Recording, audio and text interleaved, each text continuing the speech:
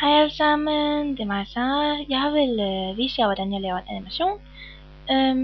Vi åbner programmet, der hedder Easy GIF Animator og nem GIF Animator. So we just gonna open. Det tager lidt tid, fordi min computer er så langsom og gammel. Så tager vi den øverste, hvor der står animation, og så billeder. Så finder vi de billeder, vi skal have. Jeg har et par stykker nederst her.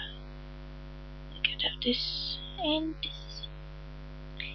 Jeg snakker lidt engelsk, fordi der er mange danske ord, jeg kan. Så jeg håber, det er okay. This is loop. Det er omkring, om vi vil have den til at spille for evigt.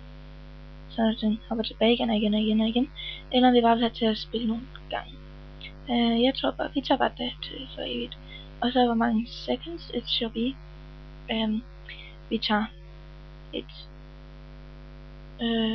topless corner, og så færdig.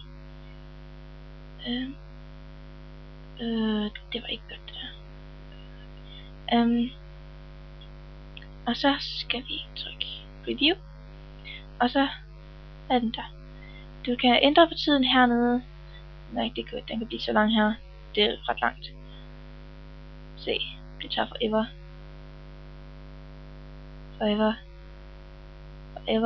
Jeg synes, den er ikke engang færdig nu. Det tager virkelig lang tid, så vi holder bare 1. Så klikker vi file og save as. Og så trykker vi den, så kalder vi den 4.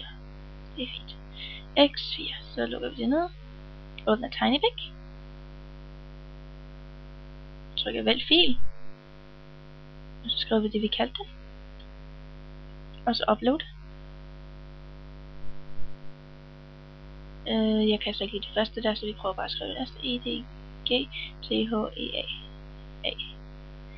Jeg håber, det er okay. Det var det samme. Og så trykker vi, så kopierer du det nederste her. Kopier. Den er lidt langsom. Undskyld. Kopier. Og så sætter vi det ind. Og der har vi den så. Jeg håber, det var hjælp nok.